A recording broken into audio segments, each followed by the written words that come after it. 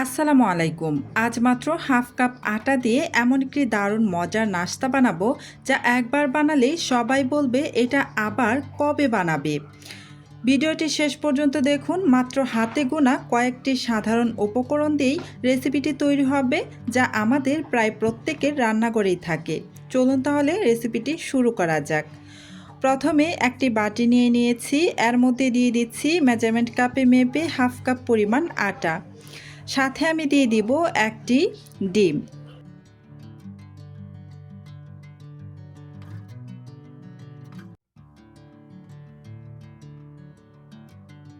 এবার দিয়ে দিচ্ছি দুইটি সিদ্ধ করে নেওয়া আলু। আমি এখানে মিডিয়াম সাইজের দুইটি সিদ্ধ আলু নিয়েছি। আলুগুলো কিন্তু আমি আগে থেকেই সিদ্ধ করে খোসাগুলো ছাড়িয়ে রেখেছিলাম। এবার এখানে একটি মিডিয়াম সাইজের পেঁয়াজ একদম মিহিকুচি করে তারপর দিয়ে দিয়েছি। সাথে দিয়ে দিয়েছি দুইটি কাঁচামরিচ কুচি আর প্রায় 1/3 কাপের মতো হবে ধনিয়া পাতা কুচি। দিয়ে দিচ্ছি চিনি 1 চা চামচ পরিমাণ ভর্তি করে। এবার দিয়ে দিচ্ছি স্বাদ অনুসারে লবণ।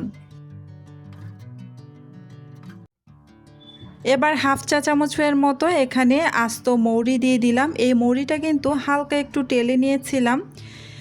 আর গোলমরিচের গুঁড়ো দিয়ে দিলাম হাফ চা চামচ পরিমাণ। গরম মশলার গুঁড়ো দিয়ে দিলাম হাফ চা চামচ পরিমাণ। এই হচ্ছে আমার সাধারণ কিছু উপকরণ, ব্যাস আর কোনো উপকরণ লাগবে না। এবার এই সেদ্ধ করে নেওয়া আলুগুলোকে হাতের সাহায্যে খুব ভালোভাবে ম্যাশ করে নিচ্ছি।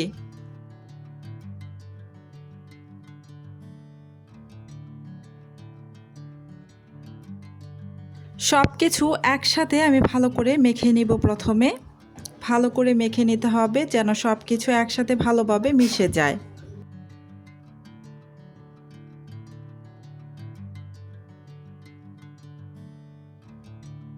ভালো করে মিশিয়ে নিয়ে তারপর এখানে অল্প অল্প করে পানি দিয়ে আমি একটা ব্যাটার বানিয়ে নিচ্ছি। আমি নর্মাল টেপের পানিটাই ব্যবহার করছি, এখানে কিন্তু গরম পানি ব্যবহার করার কোনো দরকার নেই। আমি নর্মাল টেপের পানিটাই নিয়েছি। ভালো করে অল্প অল্প করে পানি দিয়ে একটা ব্যাটার বানিয়ে নিব। ব্যাটারটা কিন্তু খুব বেশি পাতলা করে বানানো যাবে না, ঘনই রাখতে হবে এই ব্যাটারটাকে। আর ব্যাটারটাকে খুব ভালো করে মসৃণভাবে বানাতে হবে যেন এখানে কোনো লাঞ্চ না থাকে। আমি খুব ভালো করে হাতের সাহায্যে ব্যাটারটাকে কিছুক্ষণ মথে নিয়েছি। এবার এখানে দিয়ে দিচ্ছি হাফ চা চামচ পরিমাণ বেকিং পাউডার। বেকিং পাউডারটা দেওয়ার পর একটি চামচের সাহায্যে নেড়েচেড়ে ভালো করে মিশিয়ে নিচ্ছি। আমার কাছে এখন মনে হচ্ছে ব্যাটারটা একদম বেশি ঘন হয়ে গিয়েছে, তাই এখানে আরও সামান্য একটু পানি দিয়ে ব্যাটারটাকে আরও সামান্য একটু পাতলা করে নিচ্ছি। তবে খুব বেশি কিন্তু পাতলা নয়, আপনারা দেখে নিশ্চয়ই বুঝতেই পারবেন ব্যাটারের ঘনত্বটা আমি কেমন রেখেছিলাম। তো এই যে আমি খুব ভালোভাবে নেড়েচেড়ে মিশিয়ে নিচ্ছি। এই পর্যন্ত যারা যারা আমার ভিডিওটা দেখতেছেন প্লিজ আমার ভিডিওতে একটা লাইক দিয়ে দিবেন।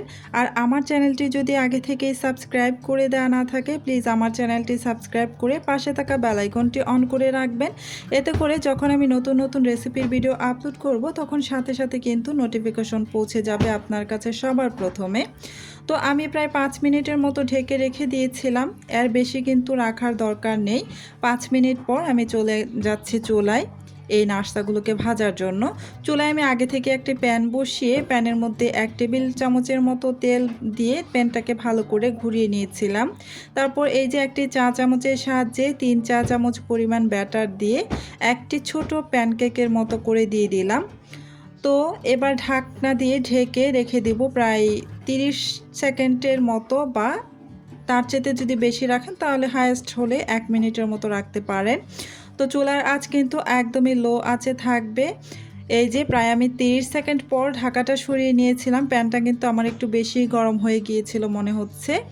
তো এবার আমি আবারও উল্টে দিয়ে ঢাকা দিয়ে ঢেকে রেখে দিয়েছিলাম আরও 30 সেকেন্ডের মতো।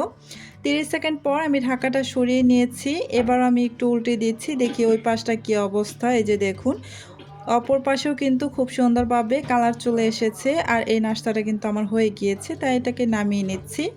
সেম প্রসেসেই আমি আপনাদের আরও একটি নাস্তা বানিয়ে দেখিয়ে দিচ্ছি। প্যানের মধ্যে আমি আগের মতোই চা চামচের সাহায্যে আরও 3 চামচ পরিমাণ ব্যাটার দিয়ে দেব, একটি ছোট প্যানকেকের মতো। এই রেসিপিটা বানানো এতটাই সহজ আর খেতে এতটাই টেস্টি, আপনারা আসলে একদিন বানিয়ে না খেলে বুঝতেই পারবেন না। ঘরে থাকা একদম খুবই সাধারণ কিছু উপকরণ দিয়েই কিন্তু এই নাস্তাটা তৈরি হয়ে যাচ্ছে। আর পরিবারের প্রত্যেকেই কিন্তু এই নাস্তাটা খেতে ভীষণ পছন্দ করবে। ঝটপট এই নাস্তাটা তৈরি করে নেওয়া যায়, খুব বেশি সময়েরও দরকার পড়ে না। তো আমি আরও 3-4 চামচের মতো ব্যাটার দিয়ে ঢাকা দিয়ে ঢেকে রেখে দিয়েছিলাম 30 সেকেন্ডের মতো। 30 সেকেন্ড পর ঢাকাটা সরিয়ে নিয়ে এই যে আলতো হাতে এই নাস্তাটাকে উল্টে দিচ্ছি।